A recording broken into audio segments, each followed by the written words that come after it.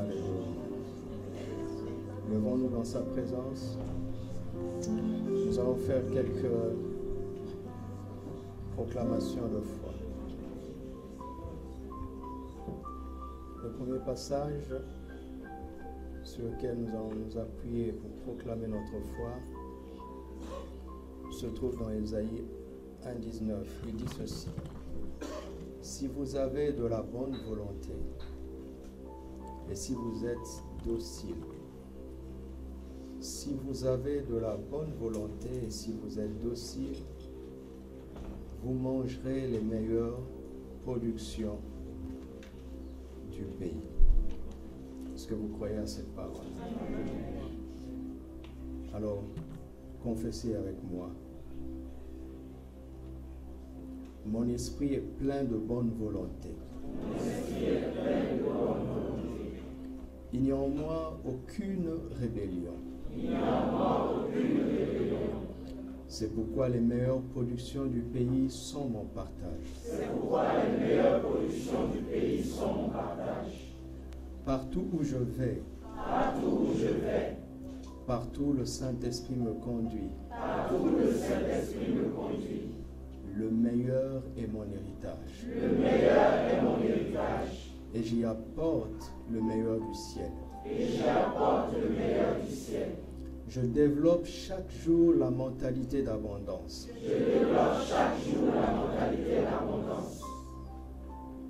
L'abondance est dans ma mentalité. Je suis plein du Saint-Esprit. De sa sagesse et de son intelligence. Pour savoir comment vivre dans l'abondance. Il me donne chaque jour la force pour posséder tout ce dont j'ai besoin. Et fait de moi chaque jour une réponse, une solution aux besoins qui sont autour de moi. Rendons grâce à Dieu.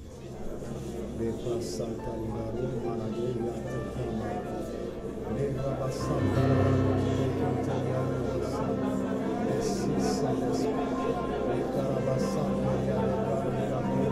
Merci pour l'esprit de bonne volonté. Merci pour le cœur possible de Dieu. Alléluia. Merci pour le renouvellement de l'intelligence et la foi. Merci pour la direction de la sagesse, de l'intelligence, de la pensée, de la force. Merci parce que tu m'as l'église de la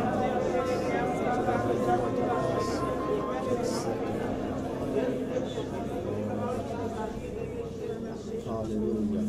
Nous allons nous baser sur Matthieu 23 qui dit ceci: malheur à vous, scribes et pharisiens hypocrites, parce que vous payez la dîme de la menthe, de la nette et du cumin, et que vous laissez ce qui est important dans la loi, la justice, la miséricorde et la fidélité.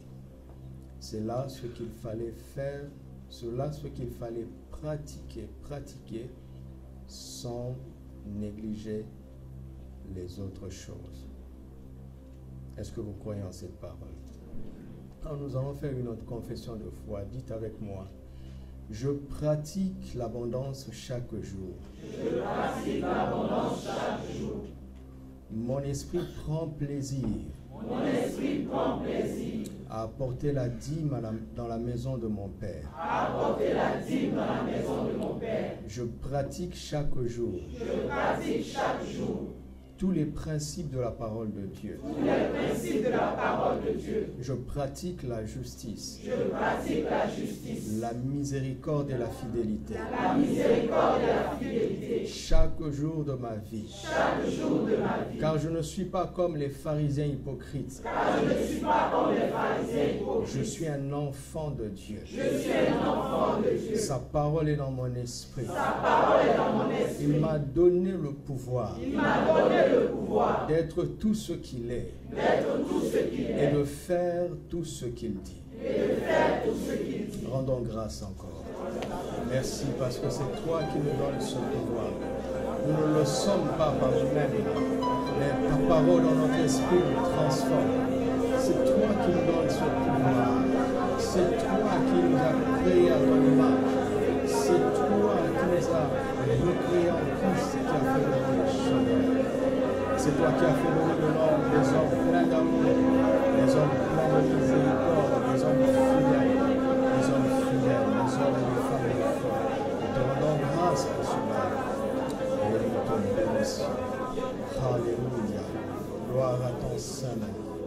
3 Jean, versets 1 et 2 dit ceci. L'ancien Agaius, le bien-aimé que j'aime dans la vérité.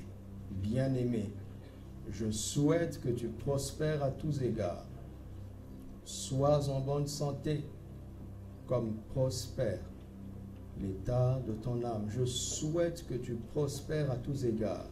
Sois en bonne santé, comme prospère l'état de ton âme. Si l'ancien Jean a eu ce souhait, à plus forte raison Jésus-Christ, l'ancien des jours. Est-ce que vous croyez en cette parole? Alors dites avec moi, Christ l'ancien des jours m'aime tellement. Christ l'ancien des jours m'aime tellement. C'est pourquoi il a pourvu. Afin que je sois toujours en bonne santé. Et que je prospère à tous égards. Car il fait prospérer mon âme. Je suis prospère dans mon âme, dans mon esprit et dans mon corps. Je suis prospère en famille dans ma maison. Je suis prospère dans toutes mes activités. Je suis prospère dans ma relation avec mon prochain. Je suis prospère aujourd'hui et demain et pour toujours. Au nom de Jésus-Christ. Rendons grâce à Dieu encore.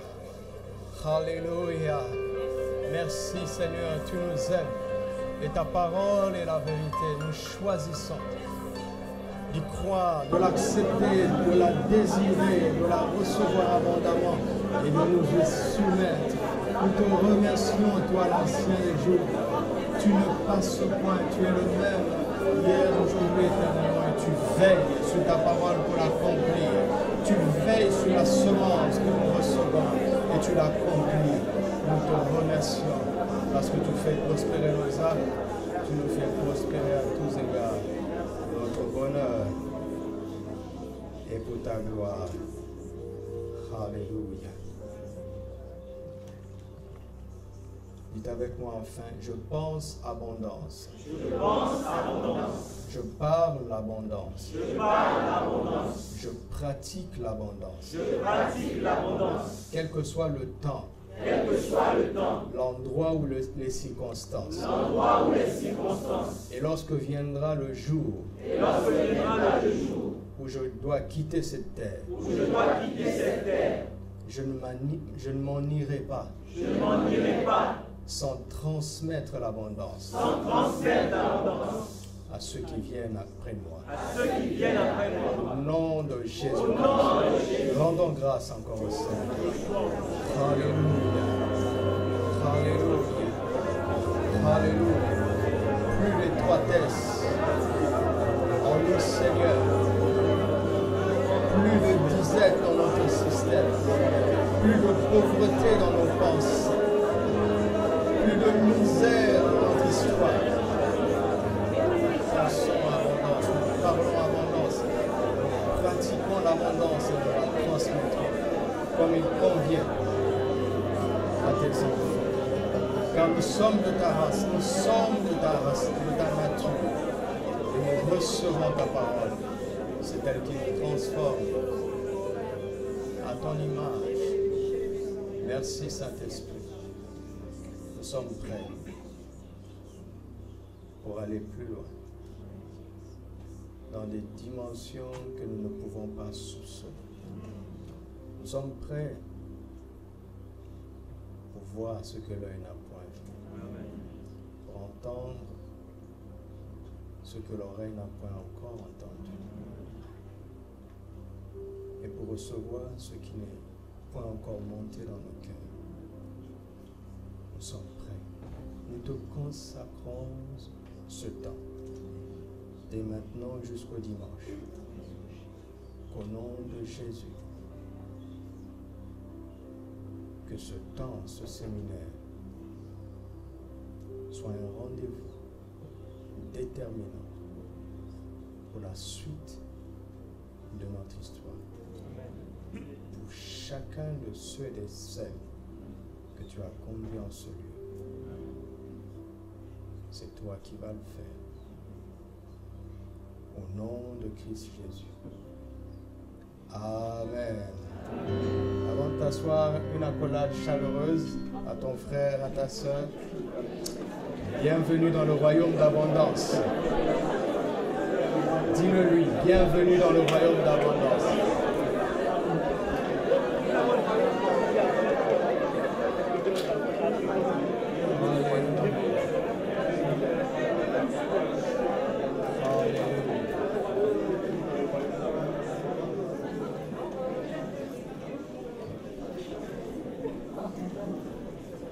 Partout où tu iras, le meilleur sera à toi.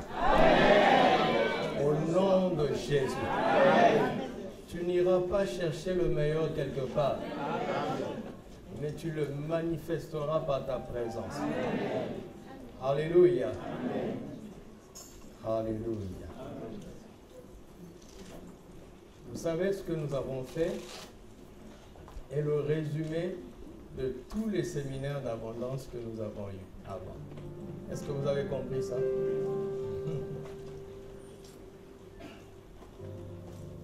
Je disais au Seigneur, qu'est-ce qu'on peut dire encore en plus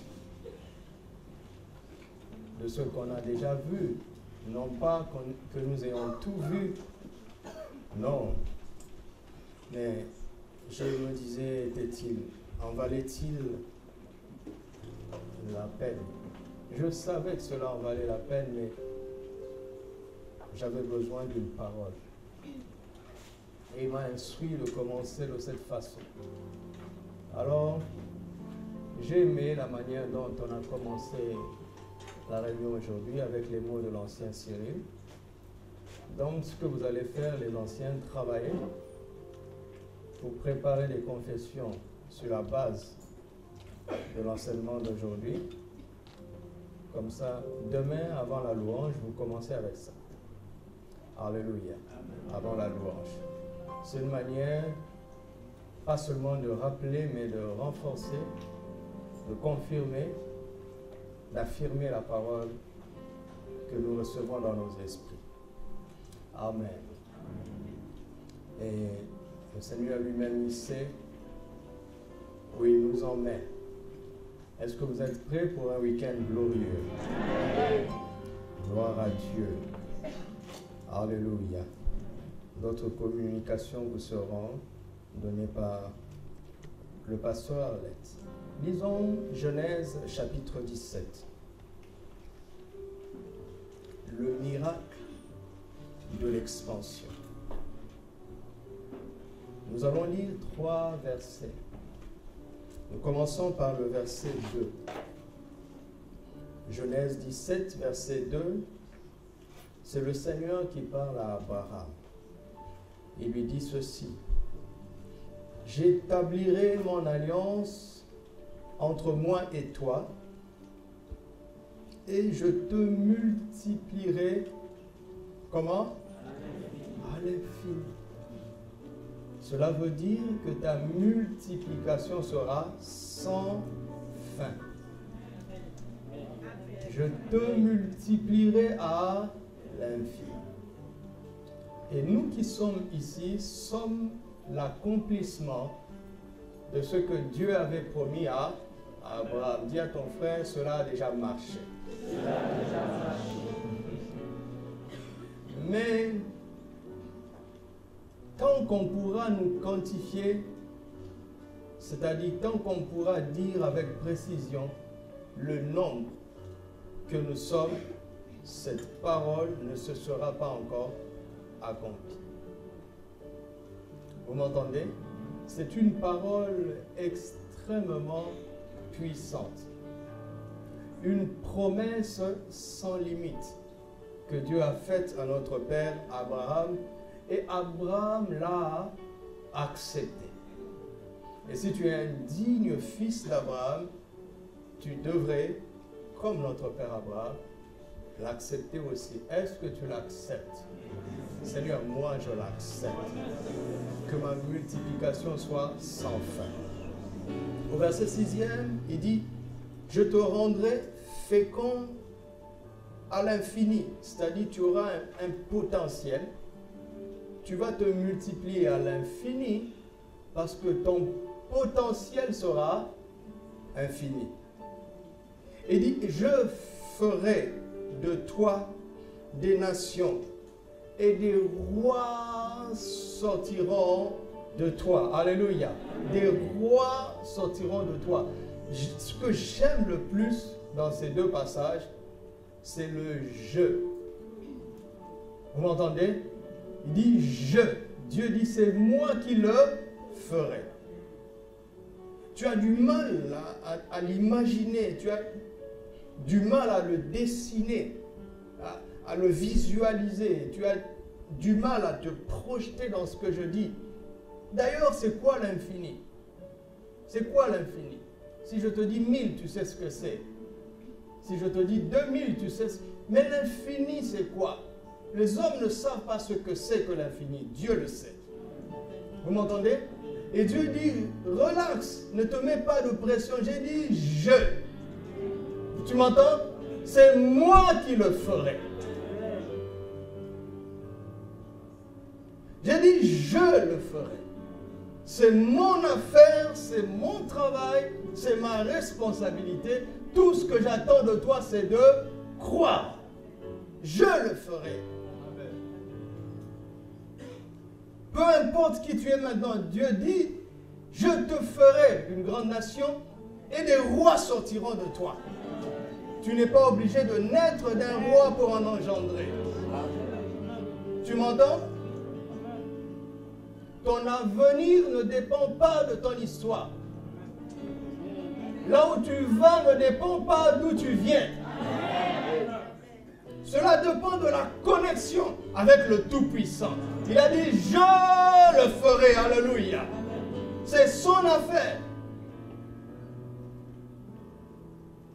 Pas besoin de trop raisonner. Tout ce qu'il attend de nous, c'est l'accepter. Est-ce que tu acceptes? Comme je le dis souvent, il fut un temps où, pour nous, ça c'était l'infini. Ah, je vous assure, si vous savez d'où nous venons, pour nous, ça c'était l'infini. Mais aujourd'hui, c'est tellement rien. Dieu nous a aidés à atteindre ce qui était infini pour nous, afin de nous ouvrir à un plus grand infini. Et Dieu m'a dit de vous dire, dis-leur, mais non, tu m'as dit, dis-leur que j'aurai toujours un infini après le premier infini qu'ils auront atteint. L'infini de ton frère, de celui qui est à côté de toi, n'est pas le même que le tien. Est-ce que tu le sais? Demande à ton frère, quel est ton infini?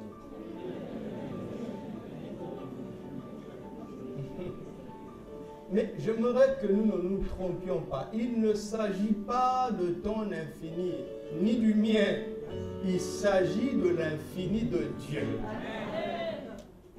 Alors dis encore à ton frère, abandonne ton infini. Il est trop petit. Regarde une parole, je veux vous dire, sincèrement, je n'aime pas trop ce verset. Et quand je me préparais, je n'ai pas voulu le lire. Mais à chaque fois que je le zappais, je sentais en moi une insatisfaction. Jusqu'à un moment où j'ai été prêt à écouter, le Saint-Esprit m'a dit, pourquoi tu le zappes? C'est moi qui l'ai dit. Pourquoi tu veux le mettre de côté? Attention. Et je veux vous dire pourquoi Je n'aimais pas trop ce verset. Le verset 20.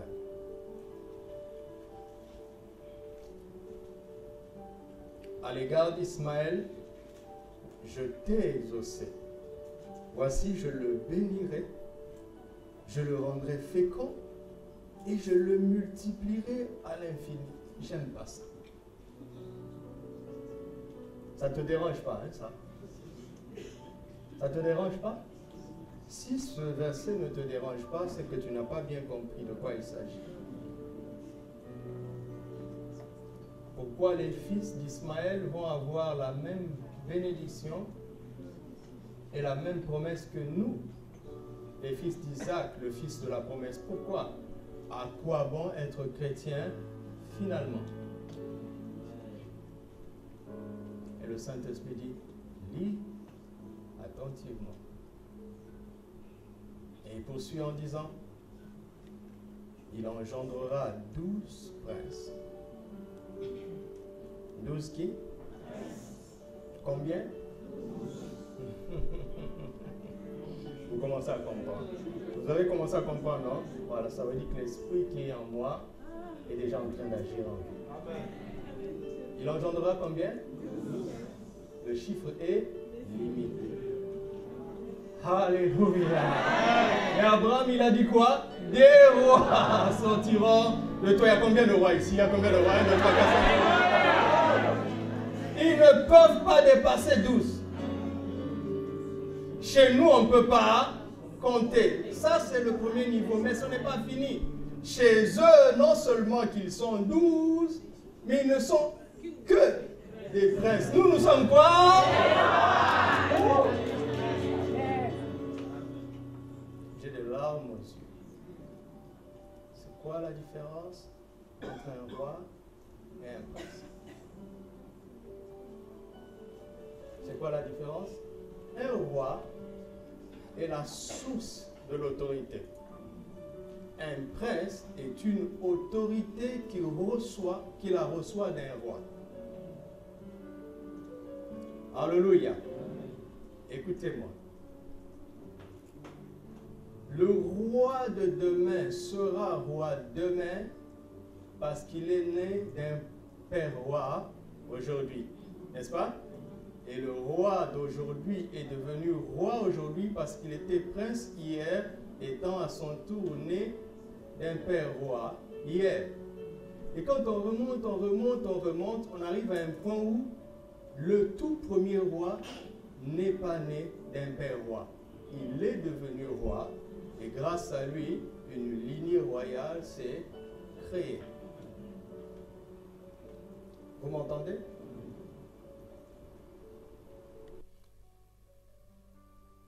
Une promesse tellement puissante, c'est que les fils d'Ismaël pourront régner dans la mesure où les rois, les descendants d'Isaac, leur céderont l'autorité.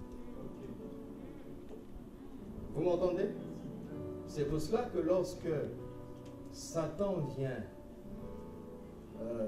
tenter Jésus en Luc chapitre 4, il lui dit, voici tous les royaumes de la terre et leur gloire, je te les donnerai si tu te prosternes, parce que moi aussi je les ai reçus.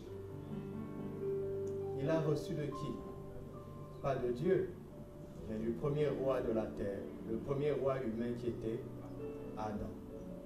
Écoutez-moi, même si vous avez du mal à le comprendre, sachez que tous les Ismaélites règnent parce que nous leur avons cédé le pouvoir.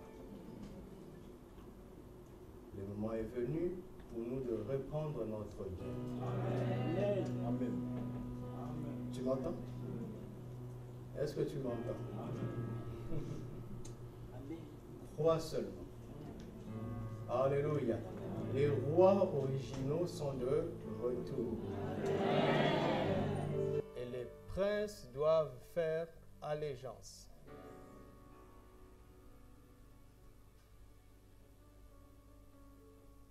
Quel que soit le bourreau qui peut te dominer, sache qu'il ne sera jamais un roi. Il n'est qu'un prince. Le jour où tu prends conscience de ton autorité et que tu te remets sur ton trône, il ne peut que fléchir. Alléluia. Je vais vous poser des questions très simples dans l'histoire d'Israël qui nous est relatée dans l'Ancien Testament, comme nous allons le voir dans la suite, qui sont des choses que Dieu a faites pour nous. Qui était le vrai roi en Égypte du temps du règne de Joseph? Entre Pharaon et Joseph, qui avait le réel pouvoir? Vous en êtes sûr? Est-ce que vous en êtes sûr? Qui avait le titre royal? Qui avait le réel pouvoir? Sans Pharaon, Joseph pouvait continuer à vivre et à régner. Sans Joseph, Pharaon ne pouvait pas continuer. Lisez bien la Bible. Du temps de Daniel et ses amis, qui avait le réel pouvoir? Du temps d'Esther, qui avait le réel pouvoir? Qui? Eh, répondez. Qui? Ah là, vous commencez. Je recommence. Du temps d'Esther, qui avait le réel pouvoir? Hein? C'est pas vrai. Mardochée.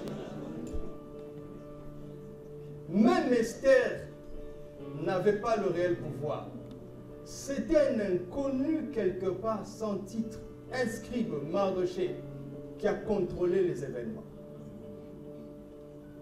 qui a donné de la sagesse à Esther pour l'encourager à jouer son rôle dans sa génération. Le vrai pouvoir n'était pas dans le palais. Que celui qui a des oreilles pour entendre. Et je vous dis au nom de Jésus, sous l'onction du Saint-Esprit, où se trouve aujourd'hui le pouvoir? Où se trouve le pouvoir à Casablanca? Ne te regarde pas comme tu es là. Prends le miroir de ta parole et tu verras qu'il y a une couronne sur ta tête, qu'il y a un bâton de commandement entre tes mains et qu'il y a un trône glorieux pour toi et moi. C'est pour ça qu'il a dit, ceux que tu liras sur la terre sera. Ils n'ont pas ce pouvoir-là. Ils n'ont pas ce pouvoir-là. Ils peuvent lier, fermer beaucoup de choses, hein? Mais leur décision n'influence pas le ciel, donc n'influence pas l'éternité. Église, réveille-toi et comprends ton histoire, comprends ton identité. Il est question de nous. Et comme nous allons le voir à la fin, seuls ceux qui recevront abondamment vont réellement régner. Ah non, il ne faut pas recevoir ça petitement.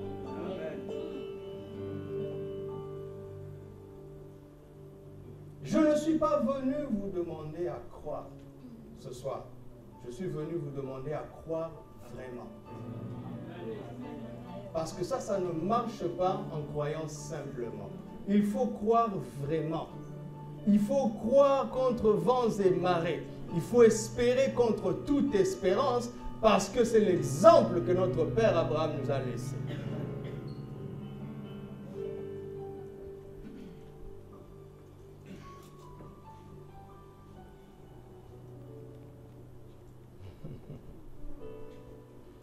Si le temps le permet, nous allons montrer comment, bibliquement parlant, Dieu a prévu qu'Ismaël prospère afin que sa prospérité revienne à Isaac.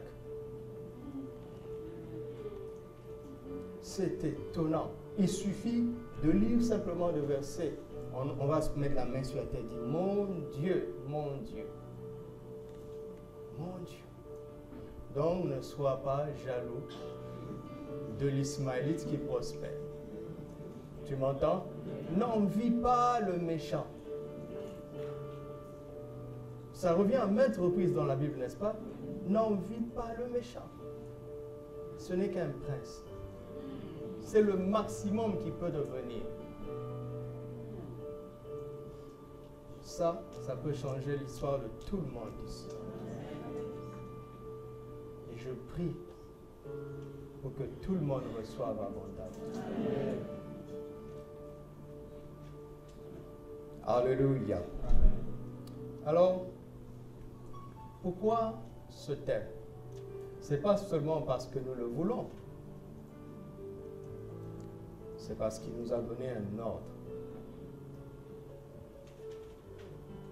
Il nous a donné un commandement. Il nous a dit, j'attends de vous de satisfaire mon désir initial quand j'ai créé l'homme. J'ai créé l'homme à mon image, selon ma ressemblance, pour qu'il domine sur les œuvres, toutes les œuvres de ma main, pour qu'il règne sur la terre. C'était mon but initial. Je n'ai pas changé d'avis. Ce n'est pas Satan qui peut me faire changer d'avis. Ce n'est pas la chute de l'homme qui peut m'arrêter. Et quand Jésus est venu pour restaurer le plan de Dieu, avant de retourner au Père, il a dit, allez, faites de toutes les nations mes disciples.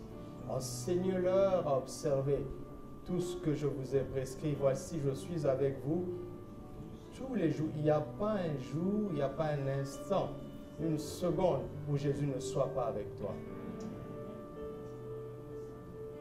Mais avant de dire cela, il a dit, tout pouvoir, tout, absolument tout, m'a été donné dans le ciel et sur la terre. Allez en mon nom. Allez au nom du Tout-Puissant. Allez au nom de celui qui peut tout. Donc, pour aller, il faut d'abord réfléchir si tu as eu une idée exacte de celui qui t'envoie. D'ailleurs, si on ne sait pas vraiment qui nous envoie, on va être très vite découragé. Parce que le diable sait comment nous décourager. Celui qui nous envoie est le Tout-Puissant. Et il nous a donné mandat de transformer toutes les nations à son image, comme au commencement, en faisant d'elles ses disciples. Alléluia. Et c'est ce que je suis en train de faire maintenant.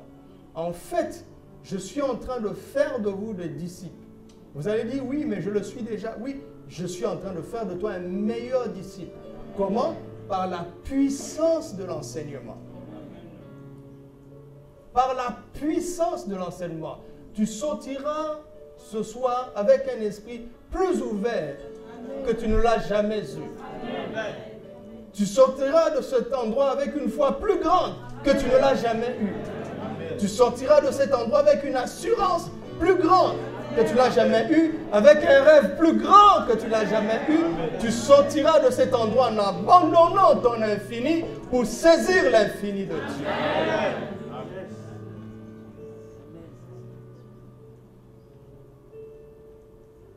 C'est pour cela que nous devons abondamment enseigner la parole, parce que l'enseignement est un mystère qui nous transforme à son image. Qui fait de nous ses disciples et de mieux en mieux ses disciples. Qui met dans nos mains les armes, les outils de Dieu pour faire ce qu'il veut.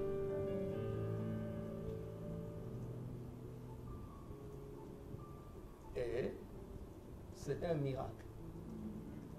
Vous voyez, avec le texte que j'ai lu, vous comprenez directement d'où vient le mot expansion pour moi.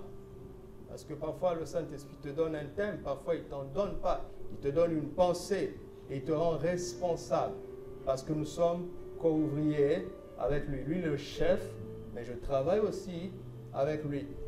Le mot expansion vient de l'infini, n'est-ce pas?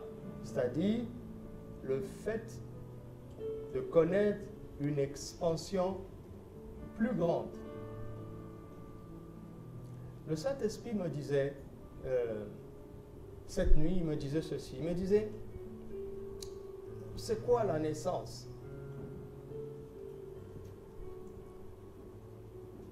Et quand il m'a posé cette question, j'ai vu l'image de la naissance naturelle.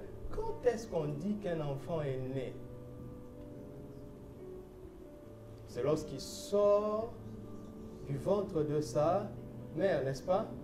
Savez-vous qu'en réalité, tous ici, nous avons notre âge plus 9 mois. Pas vrai? En fait, moi, je n'ai pas 40 ans, j'ai déjà 41 ans.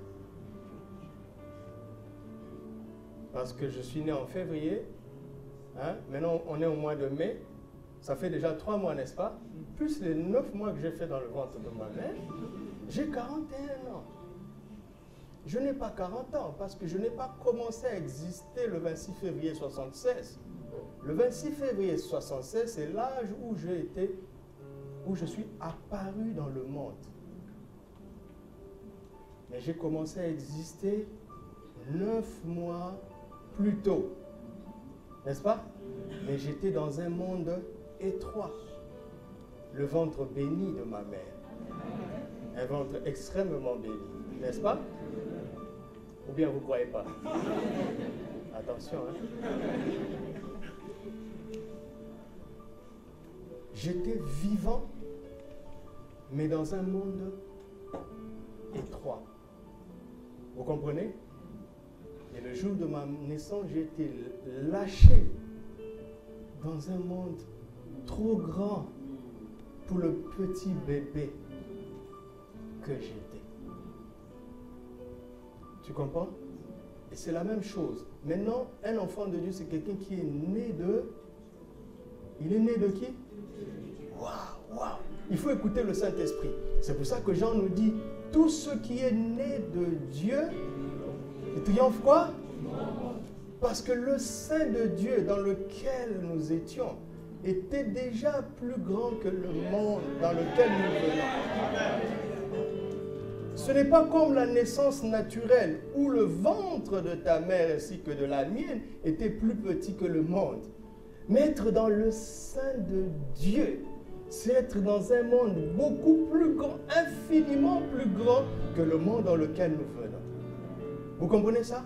Savez-vous que Dieu est enceinte de tous les humains? Et il les engendre chacun à son temps. Si tu veux comprendre ça, il faut t'identifier à Jésus. Quand Jésus est venu, vous pouvez... Si on pouvait comprendre l'étonnement dans les yeux de ce bébé.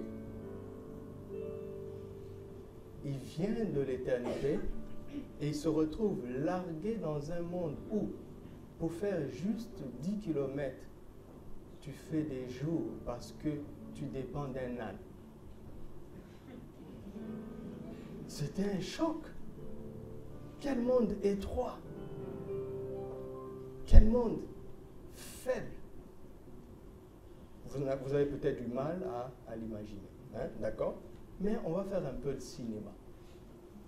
Admettons que quelqu'un qui a vécu en Antiquité naisse aujourd'hui.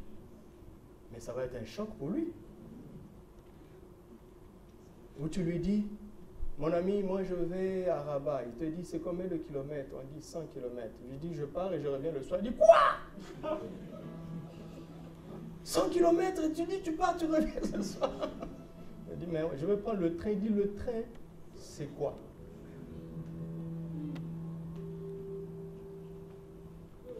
Je vais faire 9000 km en 3 heures parce que j'ai pris l'avion. Il dit, quoi? Et l'avion, c'est quoi? Tu dis, c'est un gros appareil qui flotte dans l'air. Il dit, mais écoute, prends ton stylo, lâche-le, il tombe. Et comment est-ce qu'un gros appareil va flotter? C'est une folie pour lui, n'est-ce pas? Maintenant, faisons l'inverse. Qu'on te prenne, toi, aujourd'hui, et qu'on t'en renvoie en Antiquité.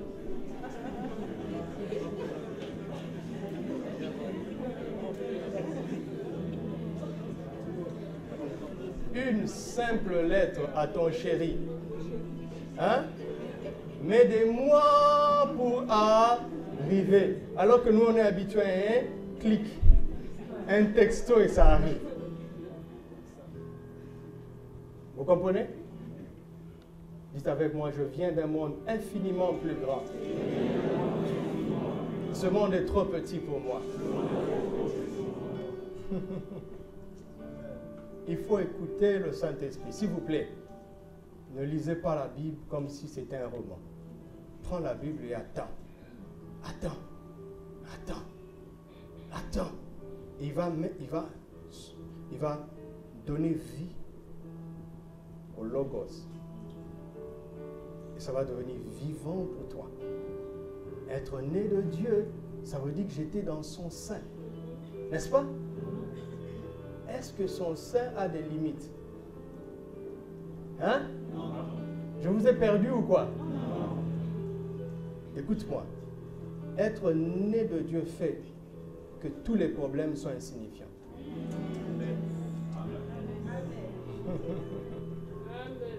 Hey, je parle à quelqu'un?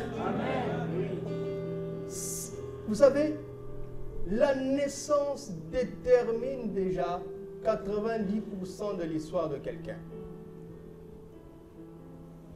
Si tu es né d'un roi, on ne demande pas si tu es intelligent ou pas, n'est-ce pas? N'est-ce pas? Un jour, nous étions sur l'autoroute et nous étions presque à côté de la station des péages. Moi, j'étais déjà alerte parce que je me suis rendu compte que le long de toute l'autoroute, en tout cas chaque kilomètre, il y avait un policier. J'ai compris que le roi passerait. À chaque kilomètre, il y avait un policier. Et dans mon cœur, tout ce que je voulais, c'est que nous croisions son chemin. Et à quelques mètres de la station de péage, il est passé, elle ne l'a pas vu. Je l'ai vu seul. Il était dans une 4x4 avec le petit prince à côté. C'était lui-même au volant. Vous savez quoi? Tous les péages étaient ouverts. Nous aussi, nous sommes passés comme ça. Wow. Et ils ont laissé ça ouvert quelques minutes avant son passage. Et après lui, ils ont laissé ça ouvert quelques minutes. Ça s'appelle la grâce royale. Maintenant, mettez-vous à la place du prince, que Dieu le bénisse, parce qu'il faut toujours dire ça. Et je le souhaite vraiment. On ne demande pas s'il est plus intelligent ou moins intelligent que les autres. Sa naissance détermine déjà sa grandeur. Alléluia. Et il est très difficile, c'est de l'ordre même de l'impossible qu'un prince ne soit pas intelligent. Parce qu'on va le mettre dans les conditions les meilleures qui vont décanter le meilleur qui se trouve en lui. Bon, certains dans le monde, c'est pas qu'ils ne sont pas intelligents, mais on les a.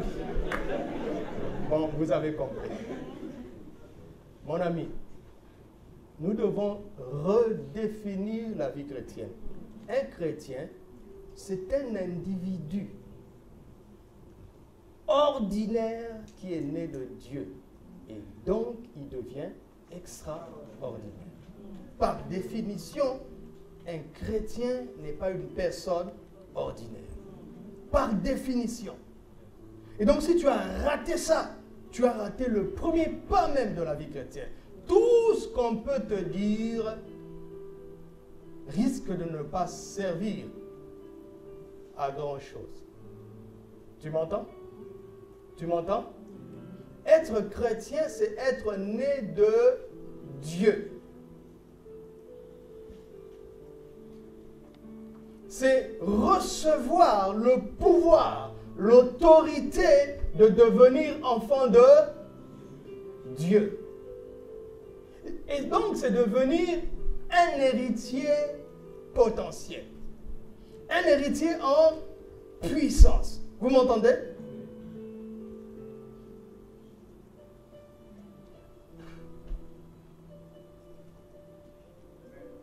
ce soir, je vais vous parler de l'héritage infini des fils d'Abraham. L'héritage infini des fils d'Abraham. Le Saint-Esprit m'a posé encore une autre question. Il m'a dit, c'est quoi un miracle? Je savais très bien que je n'aurais pas besoin de dictionnaire. Parce que même M. Larousse ne sait pas ce que c'est qu'un miracle, quand bien même il aurait défini. N'est-ce pas? Qui est mieux placé pour définir le miracle si ce n'est celui qui sait faire des miracles? Non? Voyez-vous, tous ceux qui ont défini le mot miracle n'ont fait qu'approcher l'idée, mais ils ne savent pas ni d'où ça vient, ni comment ça fonctionne. N'est-ce pas? Nous sommes d'accord que Dieu fait des miracles. Donc, il est mieux placé pour définir ce terme.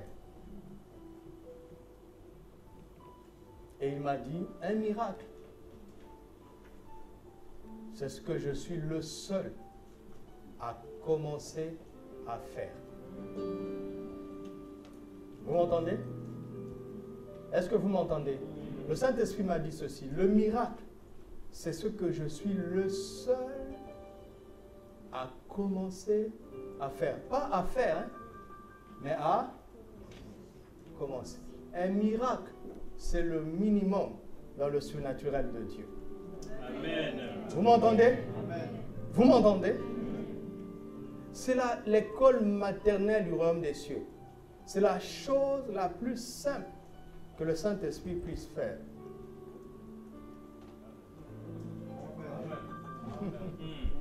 C'est pour cela que parfois Dieu dit, je ferai des miracles extraordinaires. Pour moi, honnêtement, à chaque fois que je lis ça, je dis à Dieu, extraordinaire est un mot de trop. Un miracle est déjà extraordinaire, n'est-ce pas? Il dit non, non, non, non. Il y a miracle et miracle. Et dans le monde de l'infini, miracle d'aujourd'hui n'est plus miracle demain. Nous voulons plus, nous voulons davantage. Et c'est là où je vais vous emmener. Amen. Alléluia. Si ton cœur ne brûle pas encore, attention, tu commences à rater le train. Je vois des gens dont le cœur commence à brûler. Je vois des gens, les pieds commencent à trembler, ils se retiennent. Non, c'est l'onction, ne retiens pas. L'onction commençait déjà à agir.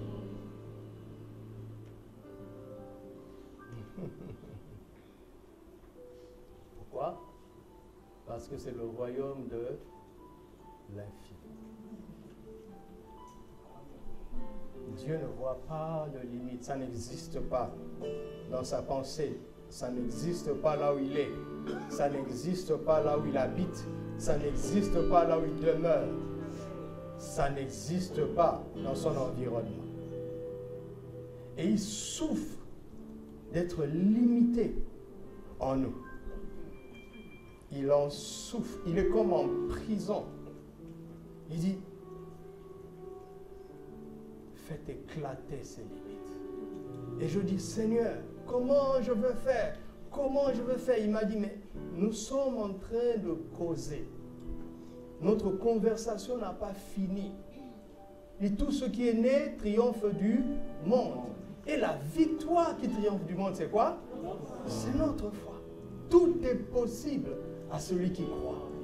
La foi fait que tu ne vois plus de limites, et parce que tu ne vois plus de limites, le Saint-Esprit est libéré maintenant en toi. Amen. Pour accomplir de grandes choses. Quelqu'un m'entend? Et Dieu a suscité une race des fils et des filles dont le Père a accepté de sortir des 4 murs qui le limitent. Dieu lui a dit en Genèse chapitre 15, sors de ta maison, parce que je vois que la tristesse commence à t'envahir. Depuis Genèse 12, tu as embrassé la foi. Et par la foi, tu as accompli des exploits. Mais je vois que ta foi n'arrive plus à t'emmener plus loin. Pourquoi? Parce qu'elle fonctionne dans les limites dans lesquelles tu te trouves.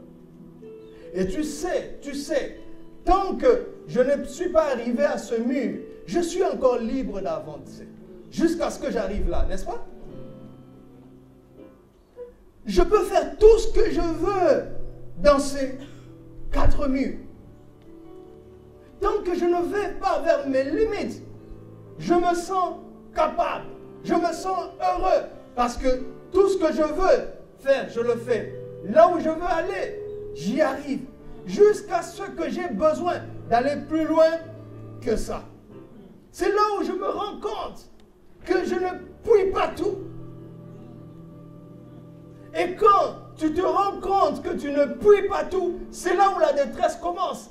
Parce qu'en toi, tu sais que tu es un fils de Dieu. Au fond de toi, sans en avoir le souvenir, tu sais que tu viens d'un monde très grand, qui n'a pas de limite. Et tu souffres à chaque fois que tu es limité. Personne ici ne peut me dire qu'il est heureux quand il est limité. Personne.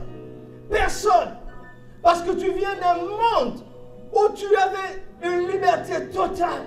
Et là, tu te sens à l'étroit. Et le fait d'être à l'étroit suscite ce qu'on appelle l'insatisfaction. Et Dieu dit à Abraham, sors de quoi? De ta maison. Sors de ta maison. Sors de ta maison. Tu as la foi, et je parle à quelqu'un, tu as la foi, mais jusque-là, tu habites encore chez toi. Tu as la foi, mon ami, mais tu habites encore chez toi.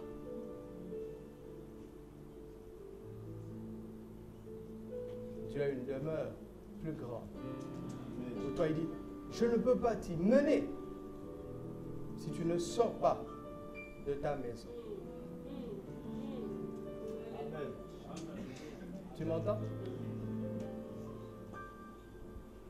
Heureusement, Père Abraham accepte de sortir. Quand il sort, Dieu va lui dire, lève les yeux.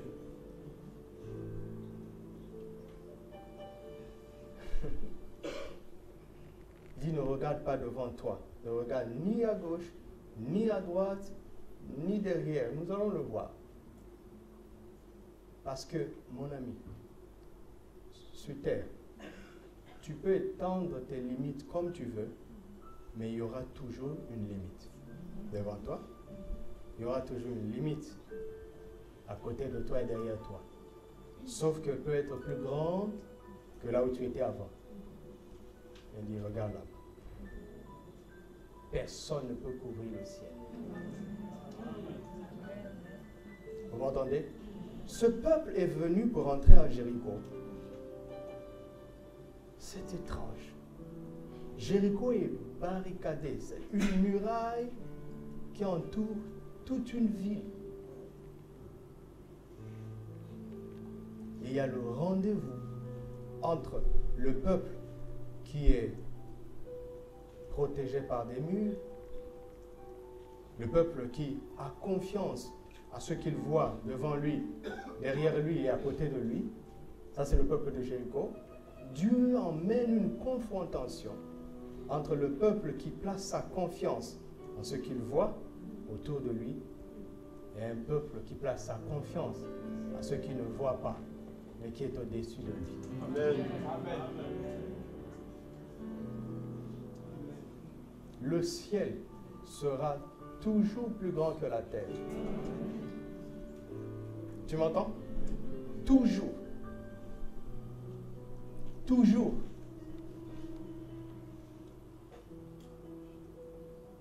Il dit, sors et regarde au ciel. Si tu peux compter les étoiles, telle sera ta postérité. Et c'est là, le fameux verset de Genèse 15, 16, c'est là, il faut bien remettre ça dans son contexte. C'est là, et en ce moment-là, qu'il est dit qu'Abraham crut en l'Éternel, eut confiance en l'Éternel, et cela lui fut compté comme une justice. En Genèse 12, Abraham avait cru. Hein? Il est une foi qui t'introduit dans la volonté de Dieu, mais il est une autre foi qui fait de toi injuste devant Dieu. Et ça fait que quand il y a palabre entre toi et eux, Dieu prend parti pour toi. Parce que toi, tu es juste. Cette foi-là, c'est la foi qui regarde en haut. Qui ne se laisse pas impressionner par tout ce qu'il y a autour. Et cette foi-là, quelqu'un en a besoin ce soir. Amen. Parmi tous ceux qui ont cru en Jésus, si vous êtes là, ce que vous avez cru, et vous avez obéi, vous avez fonctionné avec la foi de Genèse 12, mais vous vous rendez compte que cette foi-là, elle est quelque chose, hein? Mais elle est limitée. Dieu me dit, dis à mon peuple qu'il lève les yeux vers moi. Je lève les yeux vers les montagnes. D'où me viendra le secours? Le secours me vient de qui? De l'Éternel. Qui a fait quoi? Les cieux et la terre. Alléluia. L'héritage infini des fils d'Abraham. Un héritage sans limite. Un héritage infini. Un héritage puissant, glorieux, incommensurable. L'héritage des fils d'Abraham. Ce n'est pas l'héritage des enfants d'Abraham. C'est l'héritage des fils d'Abraham. Vous m'entendez? Est-ce que vous me suivez? Ce n'est pas l'héritage des enfants, hein? C'est l'héritage des fils. Pourquoi? Parce que tant que l'héritier est un enfant, il ne diffère en rien d'un esclave. Galates chapitre 4, verset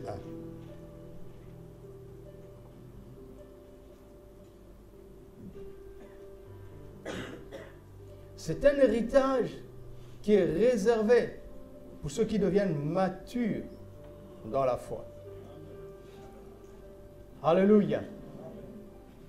Et c'est un héritage glorieux qui aspire à cela.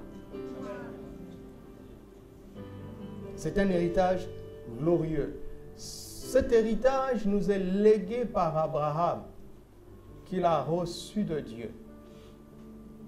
Et cet héritage a été transmis de père en fils, d'Abraham à Isaac, à Jacob, à Joseph. Et quand cet héritage est venu en Christ, elle est devenue accessible à tous les peuples à travers Jésus-Christ. Alléluia. Quand Isaac a affronté la famine en Genèse 26, Dieu l'a béni à cause d'Abraham. Vous comprenez? Donc Dieu est venu confirmer dans la vie du descendant d'Abraham ce qu'il avait promis à Abraham. Quand Jacob a fait face à de grandes difficultés, Dieu s'est révélé à lui comme le Dieu de son grand-père Abraham et de son père Isaac. Je veux que tu comprennes cela parce que du temps d'Isaac, il n'avait pas besoin de mériter. Il lui suffisait de recevoir ce que Dieu avait donné à son papa. Du temps de Jacob, il n'avait pas besoin de mériter. Il lui suffisait de recevoir ce que Dieu avait donné à son grand-père et à son père. Et Genèse 39 dit, voici la postérité de Jacob. Joseph, on cite Joseph, c'est-à-dire que le Saint-Esprit est en train de nous montrer que parmi les 12 fils de Jacob, l'héritier spirituel, celui qui a le droit de naître spirituel, c'est Joseph.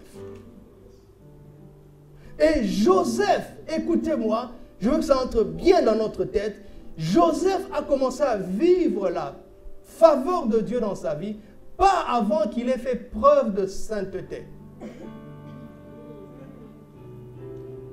Lisez Genèse 39, vous allez voir que l'Éternel fut avec lui et la prospérité l'accompagna dans la maison de Potiphar. On parle de son exploit, de sa valeur sainte après, quand il a refusé les avances de la femme de Potiphar. C'est venu après. Mais aujourd'hui, les chrétiens pensent, qu'ils se disent, si je me sanctifie, alors je serai béni. Non, tu es béni parce que tu es fils d'un Père béni. Amen. Mais, je dis bien, mais, pour protéger la bénédiction, afin de la transmettre à ton tour, pour ne pas être un maillon faible dans la chaîne, tu dois te sanctifier. Mais la sanctification ne te donne pas accès à l'héritage. C'est la naissance. Tu es né de nouveau. Quelqu'un est né de nouveau ici. L'héritage de Dieu est à toi. Tu as été béni de toutes sortes de bénédictions spirituelles dans les lieux célestes en Christ. Avant que tu aies fait la première prière, avant que tu aies fait l'adoration, avant que tu aies donné des offrandes, tu es déjà totalement, largement, profondément, complètement béni. Mais pour transmettre, tu dois t'en montrer digne. C'est pas pour recevoir. Voilà où beaucoup d'enfants de Dieu passent à côté. Des bons chrétiens. Des chrétiens sérieux. Mais qui sont à l'étroit. Parce qu'ils inversent les choses. Ils veulent donner la valeur à leur mérite. Et donc ils rejettent la grâce de Dieu. Et Joseph, avant de mourir, il appelle ses frères. Il leur dit, je m'en vais par le chemin de tout le monde, mais le Seigneur vous visitera. Donc, faites attention à là où vous m'enterrez, parce que vous devez partir avec mes os en terre promise. Il dit sa foi avant de mourir. Pourquoi? Parce que c'était une certitude que la parole de Dieu allait s'accomplir. Et Joseph est mort. Quelques années plus tard, il vint un roi, certainement inspiré par le diable, qui a voulu, on dit, j'aimerais que nous lisions ça, Exode 1,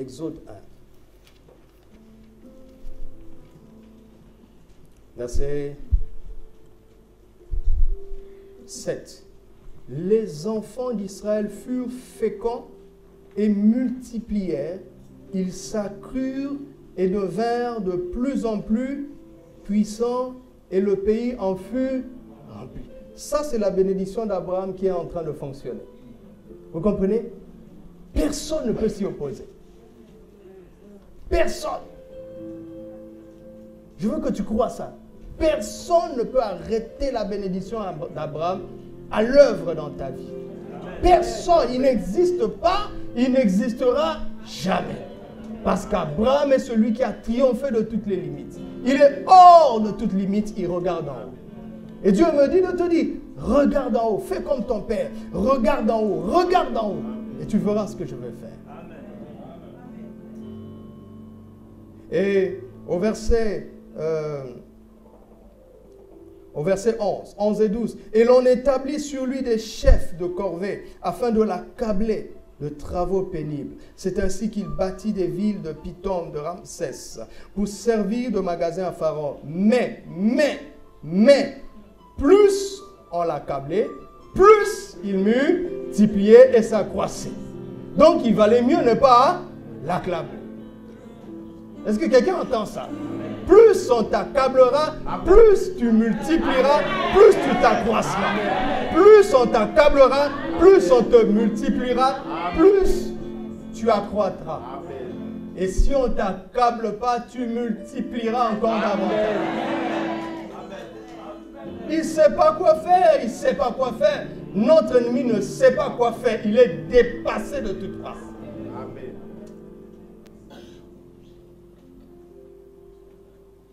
Pourquoi tout ça? Pourquoi tout ça? Juste parce que Dieu a juré. Il a dit à Abraham, je le jure, je te multiplierai à l'infini. Montrez-moi qui peut s'y opposer. Comme ça, j'abandonne le ministère. Montre-moi qui peut s'y opposer. Pourquoi quelqu'un ose s'y opposer dans ta vie? Comment ose-t-il? Sais-tu que tu es un fils d'Abraham? Il n'y a pas de réponse. Ah non, non, quand on demande là, ça ne marche pas. Non, non, ça ne marche pas. Quand on demande pour la deuxième fois, c'est trop faible. Il y a beaucoup d'enfants d'Abraham ici qui doivent devenir des fils. Amen. Alléluia.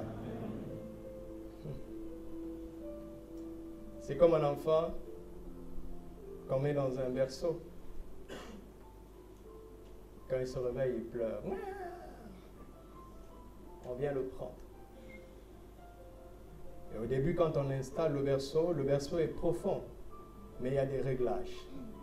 Et on le met plus ou moins, supposons que la barrière s'arrête ici, on le met plus ou moins ici, pour que maman ne se court pas trop pour le prendre.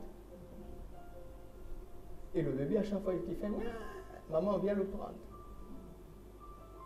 Mais ce que le bébé ne sait pas, c'est qu'à chaque fois que maman le prend, il le nourrit et qu'il est en train de grandir. Et avec le temps, quand il fait, maman dit, j'arrive. Elle finit toujours par arriver, mais elle n'est plus aussi spontanée qu'avant. Non? C'est ton histoire, non? Mais comment tu as fait pour t'en souvenir? Tu as une bonne mémoire, hein? Et puis l'enfant dit, les pleurs ne marchent plus. Je parle à quelqu'un. Les pleurs, tu vois que ça ne marche plus, non? Non? Tu t'en rends pas compte? Avant que tu pleures, Seigneur, demain il y a le miracle. Mais non, tu pleures. Et puis tu commences à dire, où es-tu? Je suis bien là. Donc le bébé réfléchit et dit, ça ne marche plus. N'est-ce pas? Il a grandi un peu, puis un jour il escalade. Il tombe mal, mais il escalade quand même. Maman vient, prend soin de lui, mais maman réfléchit, dit, il faut baisser parce que l'enfant commence à contourner. Et puis maman baisse, ça marche. Et l'enfant grandit encore, maman baisse maintenant jusqu'en bas. Et puis finalement l'enfant a grandi, le berceau ne peut plus le contenir. Oui ou non? Donc quand on le met là, il fait, il sort. Qu'est-ce qui reste à la maman? C'est des ordres. Je t'ai dit ne bouge pas. Pourquoi? Parce qu'il sait maintenant que tu as la capacité de bouger. Tu comprends? Mais, je parle d'une bonne maman, hein? Je parle d'une bonne maman. Hein? Mais, maman est devenue sévère, pourquoi? Parce qu'elle veut simplement te protéger. Mais il vient un temps où tu auras tellement grandi qu'elle doit collaborer avec toi. Elle te dit, mais c'est à toi d'obéir ou pas. Si tu obéis, c'est pour ton bien. Si tu n'obéis pas, c'est pour ta destruction. C'est ça l'histoire des fils. Maintenant, quand tu grandis, Dieu n'a plus que sa parole. Amen. Amen. Pourquoi? Parce que maintenant, il a affaire à ta volonté. Est-ce que je te parle? Amen. Il a affaire à ta volonté. Il sait qu'il ne peut pas te dire d'aller à gauche si tu ne veux pas. Mais il te dit parce qu'il sait que ce qu'il a prévu de bien pour toi se trouve à droite. Mais une fois qu'il te l'a dit, il ne peut pas t'empêcher. C'est pour ça que Jésus a dit à Pierre, quand tu étais un enfant, tu te saignais toi-même, tu allais où tu voulais. Maintenant que tu es grand, tu étendras tes mains. Quelqu'un d'autre te saignera et te mènera où tu ne voudras pas. La question est celle-ci. Le piano est trop fort. La question est celle-ci. Qui est ce quelqu'un-là? C'est qui? Ne me dites pas une réponse qui va me plaire. Dites-moi une réponse que vous croyez. Le Saint-Esprit. Donc, pour vous, le Saint-Esprit prend plaisir à nous mener là où on ne veut pas. C'est ça? Hein? Donc c'est qui?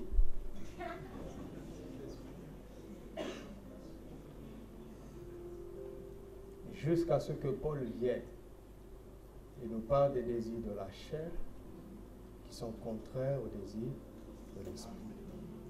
Il dit que les désirs de la chair conduisent à la mort, les désirs de l'esprit conduisent à la vie. Vous m'entendez? Voilà pourquoi le Saint-Esprit nous emmène là où on ne veut pas, dans la chair. Mais si tu es un enfant de Dieu, au fond de toi, tu veux ça. Parce que c'est Romains 8. Mais Romains 7 a dit, le bien que je veux faire, je ne fais pas. Le mal que je ne veux pas faire, voilà ce que je fais. Misérable de moi. Qui me délivrera de ce corps de mort? Là, Jésus a dit, vas-y, Saint-Esprit, vas-y. Il est arrivé à ses limites. Il ne sait plus qui va lui montrer qui tu es. Et le Saint-Esprit vient dire, tadam! Le spécialiste de l'expansion, c'est moi. Quand tu arrives à un point où tu ne peux plus faire mieux, tu as besoin de lui. Alléluia. Quand tu arrives à un point où tu sais ce que tu dois faire, mais tu n'y arrives pas, recours à lui. Étends tes mains, laisse-le te ceindre et te mener là où tu veux au plus profond de toi, mais que tu ne veux pas dans la chair. Tout ça, c'était pour vous dire que le spécialiste de l'expansion, c'est le Saint-Esprit. Amen. Quand Dieu a dit à Abraham, je te multiplierai à l'infini, il était en train de parler de la relation d'Abraham, de la relation qu'Abraham devait développer avec la personne du Saint-Esprit. Vous m'entendez? Vous êtes fatigué, hein? Et c'est ce que je vais vous montrer durant ce week-end par la grâce de Dieu. Nous ne parlerons que du Saint-Esprit. Pourquoi? Sans le Saint-Esprit, étant en Christ, on peut connaître beaucoup de progrès. Mais l'expansion, le spécialiste de l'expansion, c'est le Saint-Esprit. Amen. L'année passée, je vous ai posé la question, où êtes-vous? Où es-tu? Et c'était quoi la réponse? En Christ et dans? Cette année, il veut nous emmener plus loin. Il m'a dit, va leur montrer comment ils peuvent être dans l'esprit. Amen. Ah oui. Parce qu'on peut faire beaucoup de choses en Christ, avec la conscience de son royaume. Mais l'infini, non.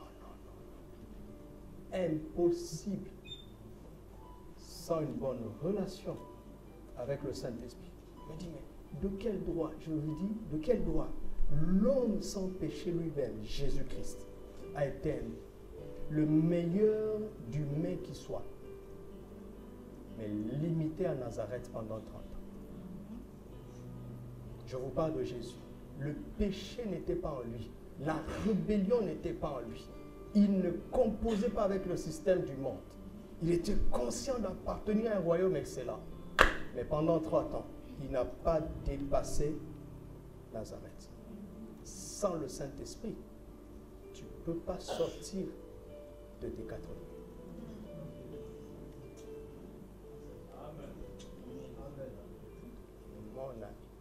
Mon ami.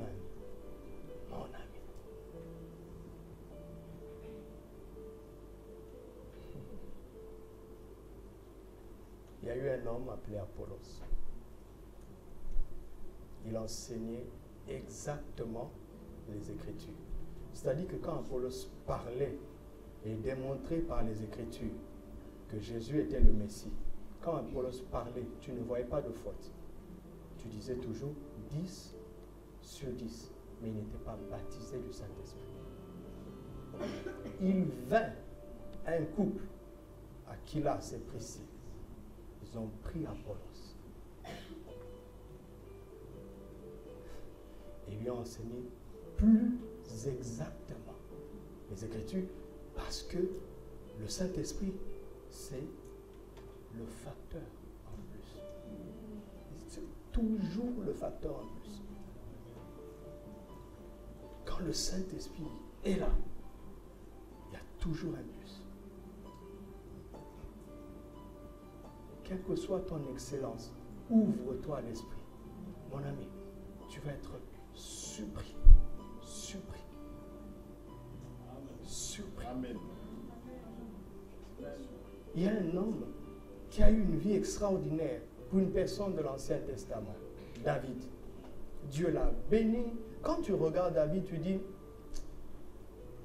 Dieu a dit qu'il était un homme selon son cœur, ce qui est une image de la nouvelle naissance. Je ne suis pas en train de dire que David était né de nouveau.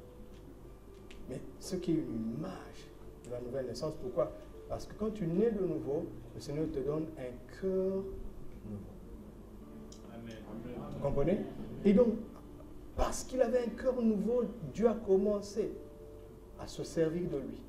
Ses frères avaient de grandes capacités naturelles. Dieu n'a rien à faire avec nos capacités naturelles. Parce que tu ne peux pas vaincre le monde avec les capacités naturelles. Tu ne peux pas vaincre Goliath avec les armes de Saül. Ce n'est pas possible.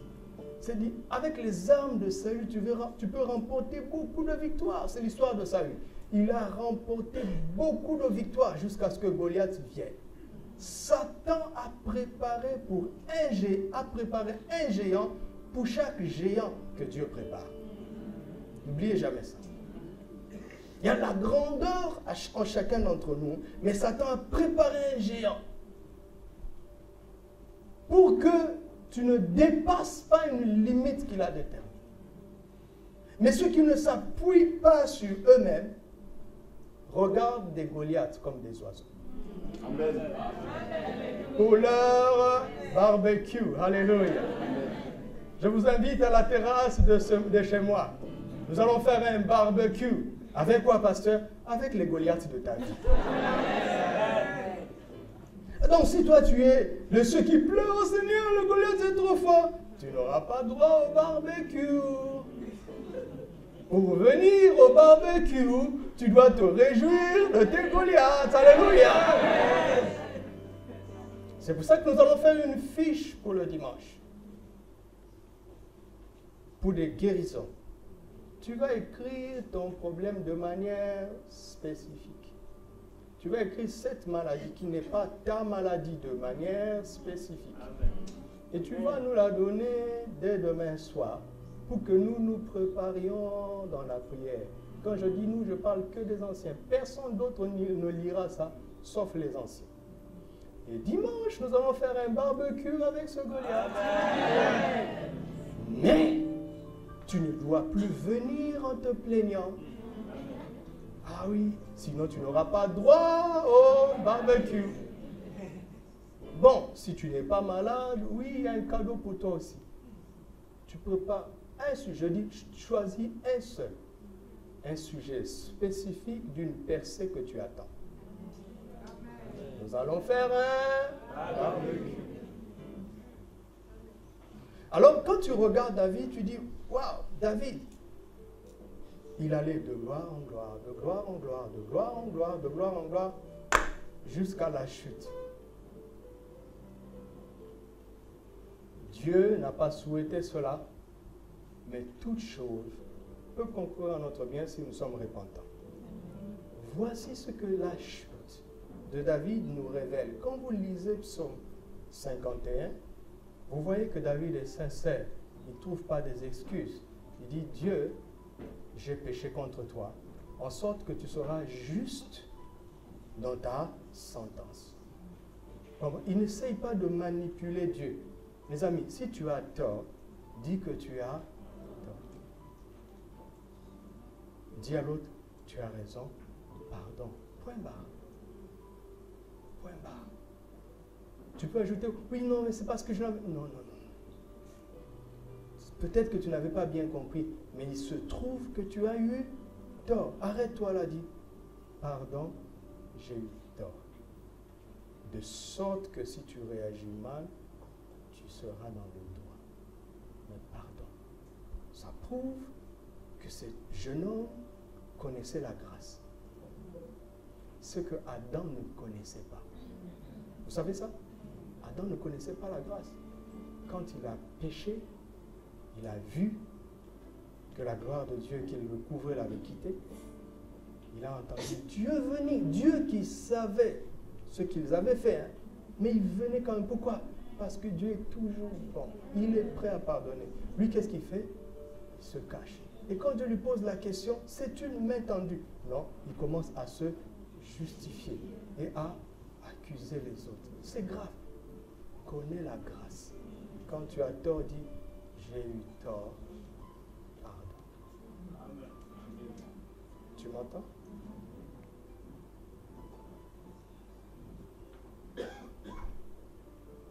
Et David est en train de dire,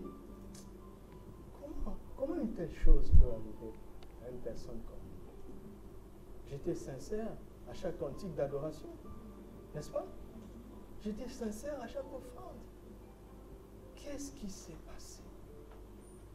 Et puis il dit, ma mère m'a conçu dans le péché. Ça, c'est la chair. Il dit, mais tu veux que la vérité soit au fond de moi. Mais ce qui m'intéresse, c'est que plus loin, David dit, ne me retire pas ton esprit. Waouh! On comprend alors pourquoi cet homme allait d'exploit en exploit. Pourquoi? Parce qu'il connaissait le Saint-Esprit. Voulez-vous connaître la différence entre David et Salomon? Nulle part Salomon fait allusion au Saint-Esprit. Tout le succès de Salomon était une récolte de la foi de son père. Lui, il ne s'aimait rien. Quand il a fini de consommer le fruit de la vie de son père, c'est là maintenant on a vu le vrai Salomon. Le Saint-Esprit. Vous comprenez? Est-ce que vous comprenez là où Dieu est en train de nous emmener? Vous savez, quelqu'un ici est en train de dire que lui, tu as vérifié ta vie. Je suis en train de parler avec quelqu'un. Tu fais partie des gens qui sont vraiment sincères avec la parole, qui reçoivent vraiment l'enseignement et qui font de leur mieux. Et quand on a annoncé ce séminaire, tu as commencé à t'évaluer toi-même. Et quand tu regardes, tu dis, mais tous ces enseignements sur la prospérité, ça n'a rien produit chez moi. Dieu me dit de te dire, et ce n'est pas pour tout le monde, c'est pas pour tout le monde. Dieu me dit de te dire que ça a produit. Mais tu viens de tellement loin. De tellement loin. C'est comme si tu étais dans un trou et tu as sorti du trou. Maintenant, pour aller plus loin, tu as besoin de connaître le Saint-Esprit en plus de la parole que tu sais. Tu as besoin de développer ta communion avec l'Esprit en plus de la bonne vie chrétienne que tu as.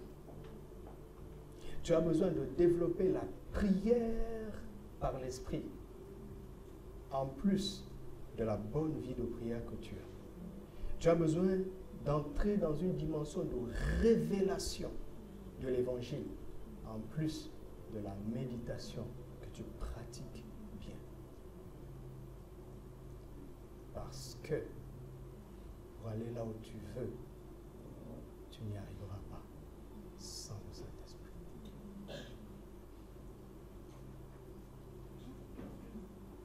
Tu m'entends?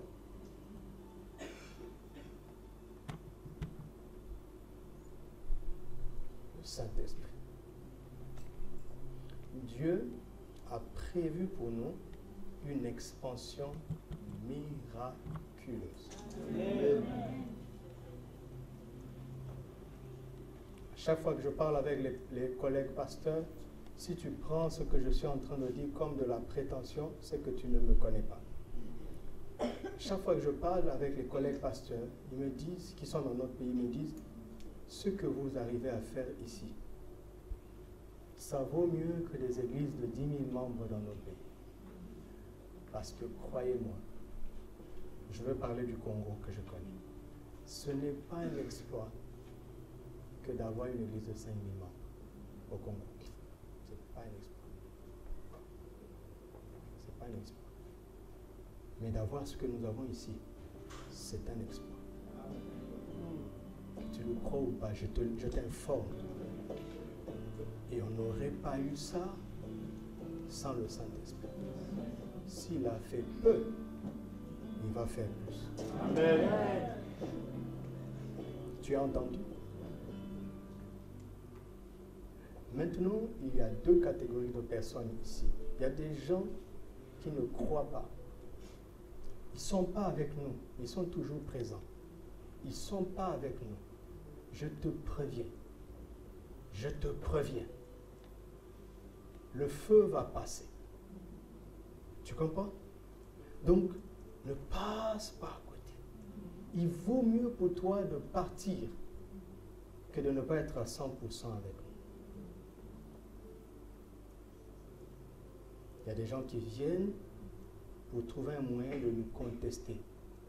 Je te préviens, tu cours un très grand danger. Jusque-là, c'est simplement parce que la grâce, Dieu a laissé un temps de grâce. Mais attention, le Saint-Esprit peut être un feu dévorant.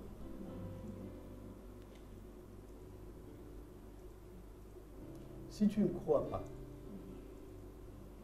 que ces 4 murs vont exploser, change d'église.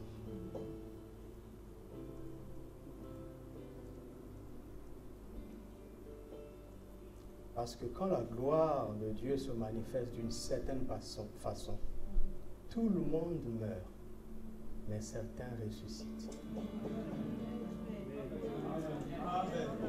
Tout le monde.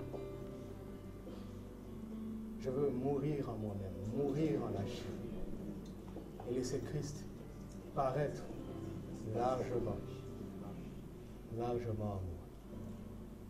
Si tu ne comprends pas, viens poser des questions. Mais ne conteste pas.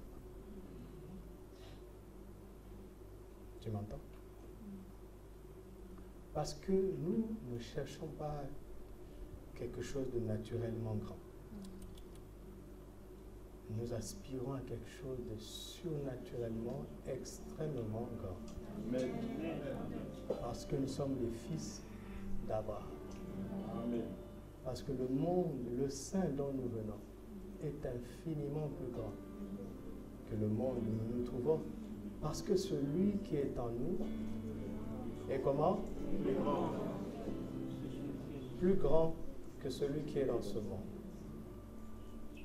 Demain, je vais parler du cœur qui reçoit du Saint-Esprit. Ce sera notre sujet de demain. Préparez-vous dans la prière. Venez avec foi et avec une grande attente. Rendons grâce à Dieu. Seigneur, nous te remercions pour ce soir. La révélation de ta parole est claire. Elle donne de l'intelligence aux simples que nous sommes. Voici ton peuple qui t'a tendu son oreille, qui t'a ouvert son cœur et qui t'a donné du temps. Je prie que tu le bénisses et que tu l'aides à récolter abondamment l'investissement, le temps qu'il a investi dans ta présence. Seigneur, je prie que tu continues à nous parler, que tu continues à nous enseigner que tu nous révèles ta personne merveilleuse qu'est le Saint-Esprit. Honneur, louange et gloire à ton nom seul. Dans le nom de Jésus. Amen. Que Dieu vous bénisse.